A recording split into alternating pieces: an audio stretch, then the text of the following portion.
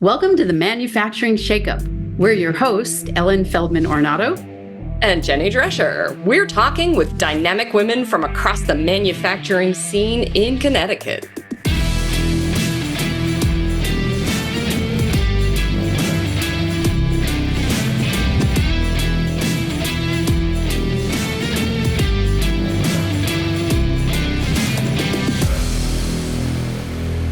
Hey, everybody.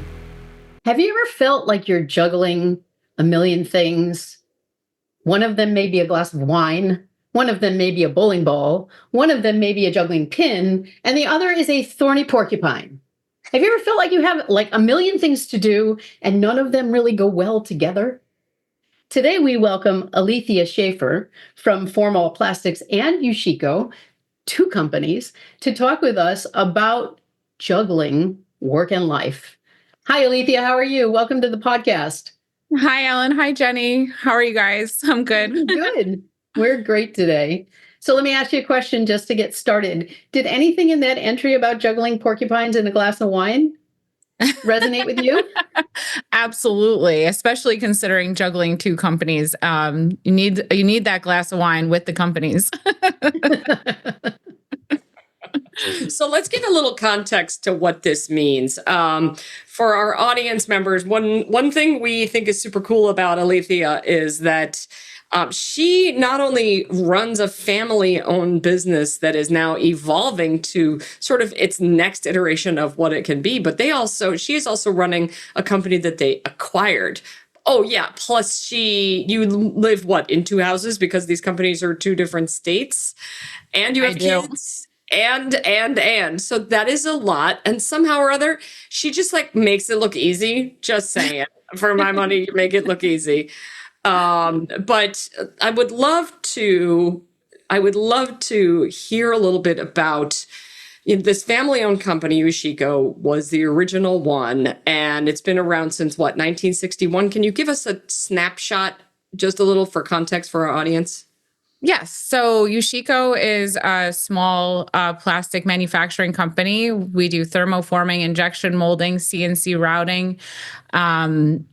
We do some ultrasonic welding, die cutting, bending, and assembly work. And this company was started by my grandfather in 1961. So I am happily the third generation at the company. I currently hold a VP of Sales and Engineering position there. Mm. And the other one? And recently acquired, Formal is my company, which I acquired back in July of 2024. So I've been running the company for about 7 months now, and we do mostly packaging. So if you need a tray to package your product, that would be something that we can help with. Okay, cool. So if we look at the USHECO, I know I'm going to butcher that at least 7 more times in this episode. If we look at the USHECO side of the house for you, that's really the one you grew up in. You had a lot of, experiences. I mean, you must have been working there when you were 15, which is what usually happens for folks who come up in manufacturing. But we have a lot of family-owned, family-run, small to medium-sized manufacturers in our small but mighty Connecticut. And they're all trying to do the same thing that you all have been really successful at in recent years, which is to evolve and professionalize and upgrade their culture to become something that is more than what they may have started out as. Right. We may have started out as a family company, but it's not that you're not a family company anymore, but staying bound in, this is how we do things as a family is obviously a non-starter. I'm sure you must have figured that out along the way. We've heard that from other family-run companies. What are some of the best practices that you've adopted to help evolve the company and put you in this new space of growth where you're at a new arena? So one of the things that we did was bring in a manager outside the family who has become a strategic part of our plan, along with another woman who is in our production planning as well. And I like to call us, the three of us, the three musketeers. So between production and purchasing and my background in engineering, we can resolve almost any problem, right, that arises. And sometimes with our outside team as well. So that was a big deal for USHECO, as well as really focusing on the culture and how our employees relate to one another and communicate. We really wanted to have more of a professional environment in comparison to a really small business. Maybe there are some maybe not so as professional as you'd like to see them in some cases. So really having some more structure. We've implemented company meetings once a month. So the whole company gets together and we talk about the status of the business and any opportunities for improvement and things that have been going well. We also have weekly production meetings, which are now run, because I'm in two places, are now run by the production manager. And we also do a management meeting once a week for the executive team. So what I love about what you're saying is this idea that, it doesn't mean, for those out in the field who are saying, we have a small family business and we're also trying to figure out what to do to sort of professionalize and formalize our culture. Let's be loud and clear that it doesn't mean there's anything wrong or broken or toxic. It means that when you add family members and your family members are a little different than the ones that you worked with before, you might have to surface the things that you take for granted that are obvious, right? And formalizing things like meetings and communication practices seems so smart to me that you did that, just adding some structure. Like it doesn't mean, oh my God, we need an overhaul and everybody's broken. It means, you know what? Let's just elevate the practices a little bit. So what were some of the, in addition to meetings and formalizing, what were some of the skill up, if you will? Skill up is such a popular term in Connecticut in manufacturing right now. What were, from a leadership and team development, what were the pieces that you had to skill up in terms of like how to communicate? What success did you cause around that? I think the biggest thing was training the team on managing other people. So those who are in leadership roles, how to provide feedback in a positive way, how to provide training in a constructive way, things that normally seem like you don't need to focus on them. We kind of took those little things and focused on those. And I think we've been very successful in training, more successful than we were in training new employees, and also providing positive communication between employees. There's very much a team atmosphere, which I think really started, during COVID, when we all really teamed together to help with the cause. And we did face shields and barriers and things like that. And it really showed the whole team that we can, what can be accomplished when you work together. So it's encouraged for people to share their ideas. It's encouraged for people to help out someone, even if it's not in their department, maybe especially if it's not in their department in some cases, because we want people to be cross-trained. So there have been a lot of different things that we've put into place, and I think they've all been very successful. So what I just heard from you is that you spent a lot of time and energy investing in helping your people change and adjust their behaviors around communication. As you grew as a leader and took on and made the decision to take on a second company, how did you need to evolve your own skills around letting go and deciding who you could delegate things to? Like, how did that evolve for you? That's a great question. So a few years ago, I realized that I had a lot on my plate already. And I was concerned about being able to grow the business and take on more work while still having this workload. And so one of the things I really had to do was let go of control and start delegating and handing off responsibility to some of my teammates, as well as outsourcing some of my work. What I've helped coach the team on as well is how to hand off responsibilities. I think that a lot of my team members, including myself, really wanted to hold on to certain things, and it's hard to let go. But overall, that's allowed me to be able to take on a new business. My primary role is sales and engineering, really for both companies, as well as managing the companies. But I really need to spend a lot of time on sales. And in order to do that, a lot of my engineering work now is outsourced. And I think that that's allowed me the time to be able to, at least some of the time, to be able to take on another business. Yeah. And I want to just pause and poke this out to the people listening to this podcast. Think about your workload and the things that are on your desk. How many things could you actually delegate to other people that you hold on to because you're inhibited by the belief that you're the only one who could do it well? Because the opposite of that is when you find someone to delegate to, it opens up the space to do something more or different. And we see that a lot with young leaders who just like, I'm really good at this. It's going to take more time to get somebody else to do it.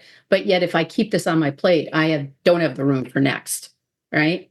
Right. So that's what I heard from you as well, and inviting people out there to think about, like, how can you simplify the work that you do if you have the bandwidth to delegate? Right. And it's about also knowing when it's enough, when you've gotten to a point that you've completed the task well enough that you can move on to the next task. I think sometimes that's difficult for people to really figure out the priority and then stick with that until it's done to the point that it's good enough. Wait, heresy to the perfectionists. They're saying, like, what do you mean there's no such thing as perfect? This, like, I think done is better than perfect is clearly a part of the message. And it's, funny enough, you're not the first leader we've had on this series that has said that. So that's really a critical piece in terms of how we are doing the work, how we're leading people.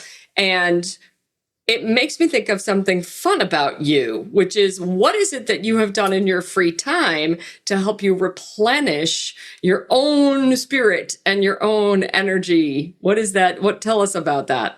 Well, I've spent a lot of time thinking about this and recently have been recharged, let's say. So one of the things that's important to me is getting up early and stretching every morning. Playing my music. I play a little bit of guitar, just enough to be able to accompany myself sing, which was my goal.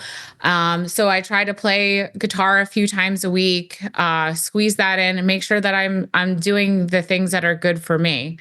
So that's been a highlight lately, because balance is so important, and especially trying to manage two businesses, two kids, and still trying to fit in a little bit of time for myself. I think it's easy, if you're not spending the time taking care of yourself, to fall into anxiety, maybe even depression, right? So it's really important to spend that time on myself. Yeah. And I love that you are using a creative practice as part of your replenishment. I wish more people did that, because, if we look at music and we look at the role that music can play in our lives, it nourishes us in ways that are more technical, linear stuff. It's just different. One is not better or worse, but we need both. We need to be able to have the softer side and the creative side, the more heartfelt side of us, be nourished as much as the technical side and the let's get this stuff done side. Yeah. So your attitude of, like, you know what, I do the music for me, about me, by me. My aim is not to get on a big stage. My aim is to let it replenish me. I mean, that is a beautiful thing right there. Right. It's also, when you think about going out, I think we intersected for the first time at a networking event. Mm-hmm. Talking to somebody about your passion for learning how to accompany yourself on a guitar is so much more interesting and magnetic. It Mm-hmm. makes me want to learn more about you as a human, which is, we've talked about networking a bunch on this podcast, is how do we get to know people at the level of who they are to find out what makes them tick, that creates that connection between us so that now we can talk about what we do for a living. Right. It brings out a human side of you for us, certainly, and for our listeners, so that we can understand that everybody has to refill and repurpose every day. Right. You also shared with us a practice that you have about prioritizing your work and setting an intention in the morning. Do you mind sharing that? Because that was pretty fascinating too. Absolutely. And I will also share that I'm working with one of my shop foremen on this practice as well, which is to start every morning. Well, first of all, be in the 5 a.m. club. And then, second of all, start your morning with a priority list of 3 priorities for the day that you are going to accomplish that day. There's more to it than that. I also do a few gratitude statements, as well as what I'm looking forward to try to set the day off in a positive way. So we're working on, really writing out those priorities every morning. And I think that's going to help organize not only ourselves individually, but also the company as a whole. Yeah, well, it shifts everything from urgent all the time Mm-hmm. to important, and allowing people to continue to focus on what's important and only take on urgent when it's truly urgent. Right. Mhm. We've Yep. had many Yeah, and clients over the also years that have that urgent culture, and people just run around with their hair on fire all day. And they feel like they never get to the work that they actually need to do that's important to them, because Right. they're reacting to each other all the time. And the norm is that they react to each other all the time, Right. right? Which is exhausting. It's the opposite of what you're and you're trying to making do. me think about something else in this context that I would invite our listeners to try on, which is um, beginning again every single day. Like, that's what I like about what you're talking about, is that there are going to be days when you're not going to get all 3 of those things done. Mm-hmm. But having an actual practice like the one you're talking about, where you have this moment of gratitude and you're being very intentional about how you're setting your day, also means that you get to do it again. Like, okay, level set again every day. Right. Right. Instead of all the pressure, like what you're describing, Ellen, is feels so pressured when we live our lives that way. Mm-hmm. So I think we could have this conversation all day. I'm just going to run into our shake-up factors. I feel like I have a million shake-up factors from today's episode, because you are just leading the way for how we want modern manufacturing leaders to be and to show up. And so shake-up factor number 1 that I'm going to grab onto is, if you are working in a small business or a family-owned business and you're looking around and you're saying, I think we need to evolve into something more so that we can really become what we might, what we might be, our next level of being. One way you can do that is just to look at small things where you might want to add a little formality or structure, because tiny little formal structures can lend themselves to big changes when you do these little pieces over time. So that's shake-up factor number 1. Shake-up factor number 2 that I'm digging is this really paying attention to, how am I handing off my responsibilities and delegating? Delegating is kind of an intellectual concept, but the emotional side of letting go is a whole different game. And it sounds like their team has got a couple of really smart pieces nailed. So think about that, friends. Like, what am I really willing to let go of and not intellectualize? And then shake up factor 3 is about, what is the creative pursuit that I might bring into my life that would replenish me? And where am I making room in my day, my week, my life for that replenishing creativity that helps me to find that balance and that sense of that we all need a few times during the week. So go out, try those things on, holler back at us on social media. Let us know, what did you try on? What'd you do with it? What's the experiment you're running? Alethea Schaeffer from USHECO and All Plastics. It has been such a pleasure to have you with us today. We're excited to see what you do next. Thanks, Ellen. Thanks, Jenny. I appreciate seeing you guys. Thank you for having me on.